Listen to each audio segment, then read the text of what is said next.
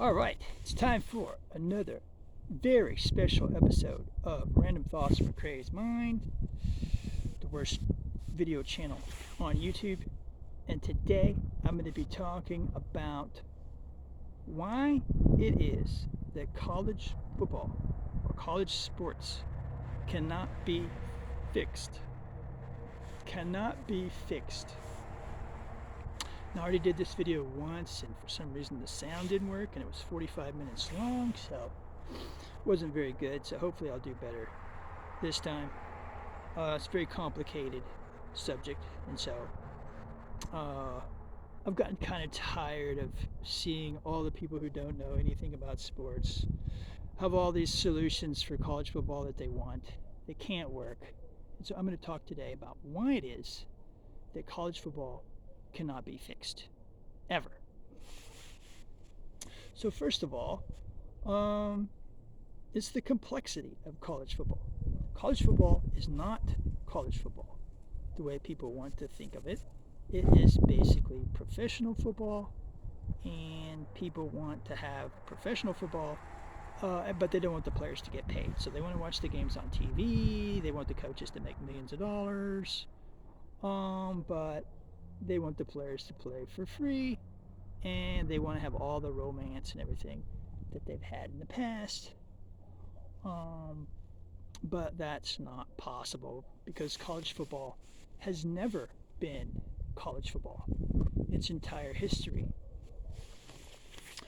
But the biggest reason that college football can never be fixed, or college sports, I'm going to focus on college football because college sports is all about college football and everything revolves around college football. So you have to fix college football for anything else to work, and so everything's dependent on college football. So in college sports, success is dependent on cheating. Always has been. When Nebraska was winning, they were cheating. Oklahoma cheat. The SEC has always cheated. And so anybody that's won has cheated, right? And so cheating is part of the fabric of college football. And so there's no rules that you can put in place to fix college football because ultimately the schools that win cheat, and they're not going to stop cheating to have a more fair situation for everybody else. They're not going to play by the rules. That's just not how college sports works. If you play by the rules, you won't make as much money. You'll get fired. The school president will be fired. The AD will be fired. The football coach will be fired. Everybody gets fired. And this is the problem that fans have, is that they want to have all this cheating, but they don't want to know about it. They want the teams to win. They want Michigan to win every year. They want Ohio State to win every year. They want Texas to win every year. They want all the same schools to be good every year, but they don't want any cheating, right? And you can't have that.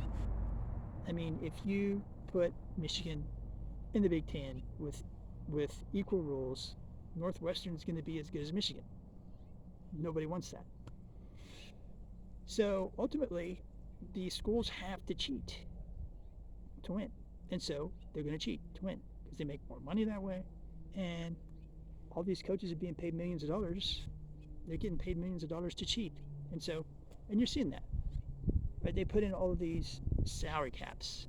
And all of the programs are just ignoring the salary cap because they have to. Because if they don't, they'll lose. And so that's a fundamental part of college sports. You can't take cheating out of college sports. If you do, people won't be happy with the product. And so schools are going to cheat. So even if Congress does something, gives them some sort of antitrust, which they'd like to do, but the problem with antitrust is that you're basically setting up a system where the white coaches can make $10 million, maybe even $20 million once you put it in, and the black players are going to make nothing. So it's very obvious what the politicians are doing. They're trying to protect the white coaches.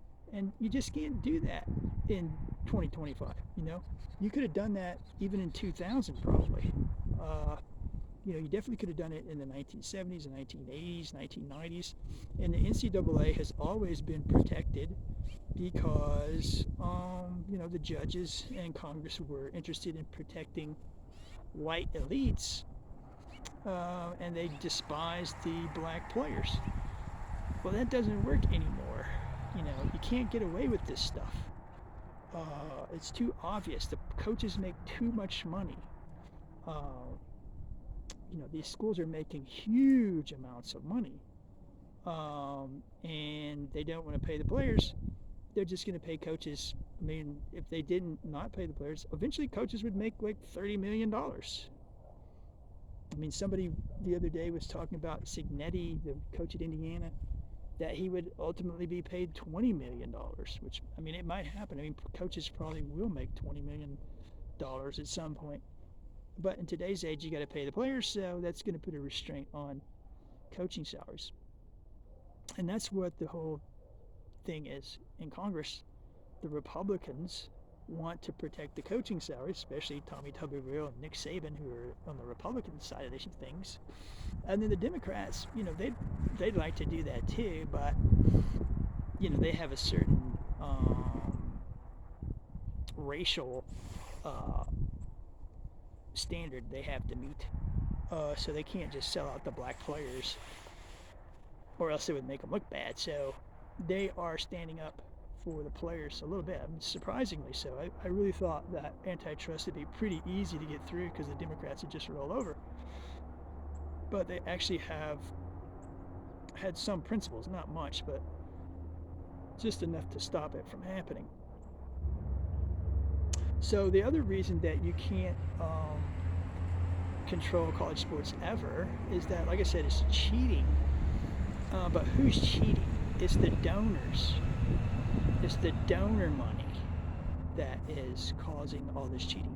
Donors have always bought sports cars and all sorts of things in the past. In the past, you could buy Herschel Walker for a Corvette. I mean, that was how cheap it was to buy football players in the past.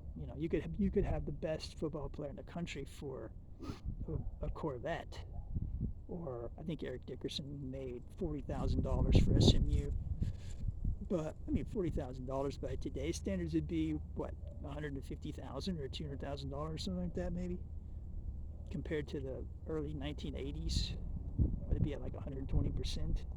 Maybe it would probably be more like 125,000. I mean, that's like that's a strong safety, a backup, or a backup quarterback in today's world. I mean, you got the best running back in college football for $125,000 in the past, and you can't control the donors. I mean, look at Texas Tech today. I think they've got a $40 million payroll. I mean, I grew up at Texas Tech, going to Texas Tech games. I wasn't a Texas Tech fan, but Texas Tech never had any support at all. I mean, Texas Tech, I'm sure they were cheating a little bit, but they didn't cheat very much.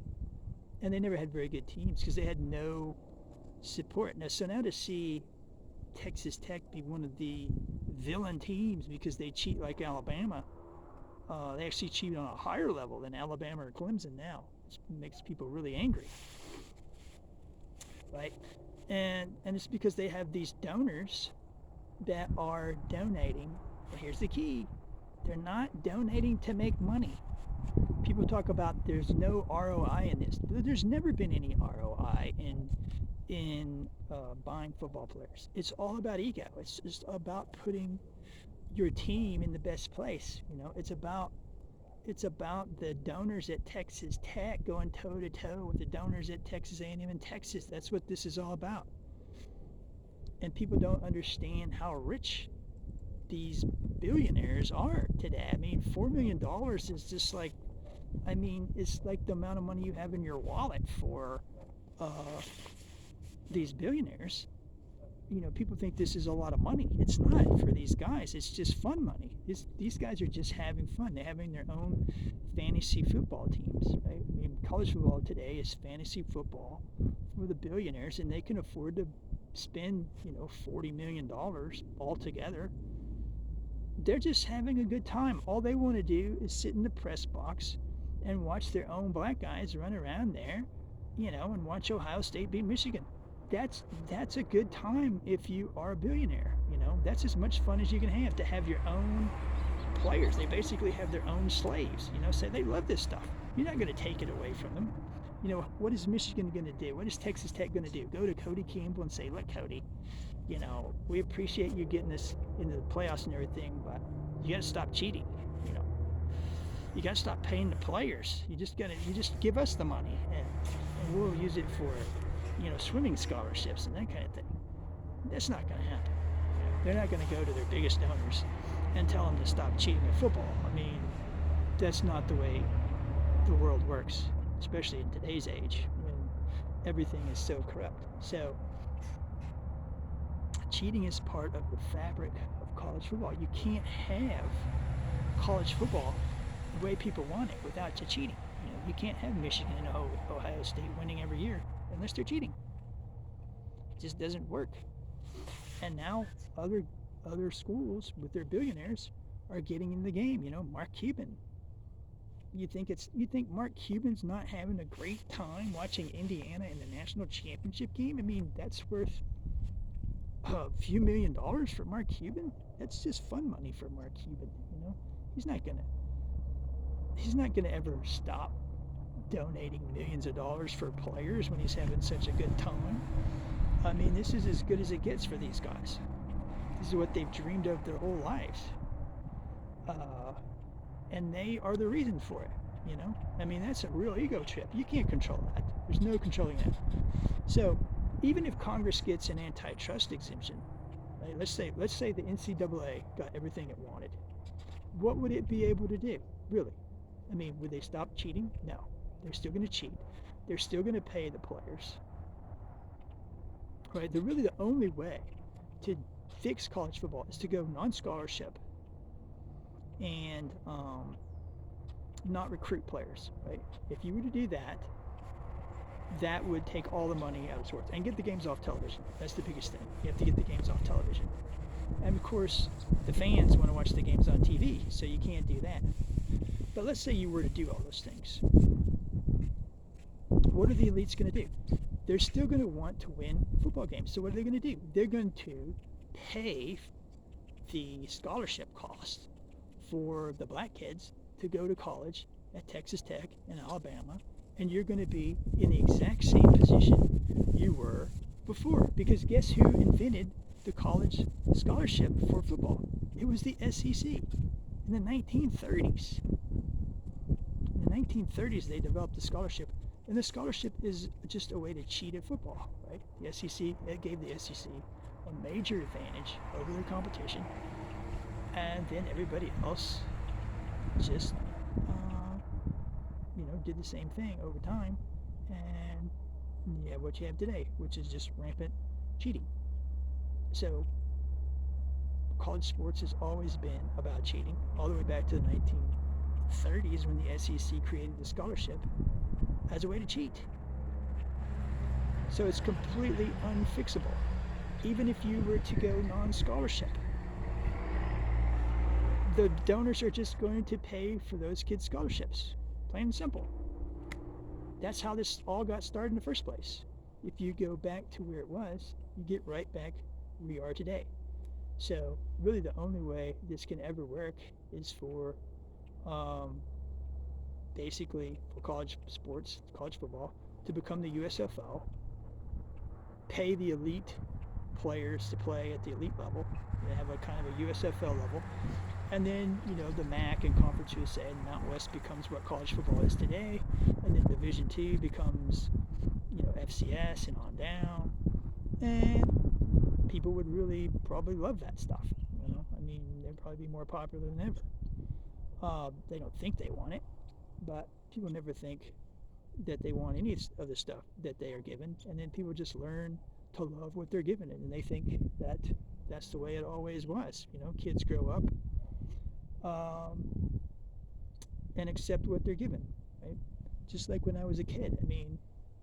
I used to hate when the old guys were talking about the dunk, wanting to take away the dunk and all this stuff. And I loved the dunk because I was a kid. There's nothing cooler than a guy dunking a basketball when you're a kid. But now I understand what they're talking about. It takes a lot away from the game. And that's what the old guys like, is the old. But the young guys, they want what they're giving them when they're early. They just want to see some action. They want to see top players play. The old guys go by the wayside. And, over time, the sport just changes. And people accept what they're given. And they learn to like it, whatever they're given. In the end, all this is going to become, just more professionalized over time. And like I said, probably becomes a USFL, and then you'll have your basically minor league system of Major League Baseball. And people like it just fine. They'll just adjust to it. They'll get used to the idea that a guy plays at Ohio for a year, and then he moves up to Ohio State or West Virginia or whatever. From West Virginia, he moves up to Ohio State on the championship team or whatever, however that's going to work. And guys are going to make lots of money. Donors are going to spend lots of money. Because, again, donors aren't doing this for the money. They're doing this for their own ego. And you can't separate donors and their egos. That's a permanent condition. So that's why, ultimately, you cannot fix college sports under any circumstance. No matter what Congress does, it's still going to work basically the way it does today. You're not going to fix the portal. Once these benefits are given to the players, they can't be taken back. And so what you have today is what you're going to have tomorrow. And even if they change it, they'll ultimately go right back to it, because they'll have to, because that's what people expect. They've already given that amount of freedom. You can't take away people's freedoms. You can't take away black players' freedoms, especially. And so once black players earn a right, they're going to have that right forever. So there's no way to fix college football. Accept it for what it is. Nobody's going to turn it off. People love watching this stuff. So it's unfixable. Just sit and watch the sparks fly and see what happens. Nothing good, probably. And that's been another episode of Random Thoughts from a Crazed Mind. Worst video channel on YouTube. Thanks for watching, YouTube.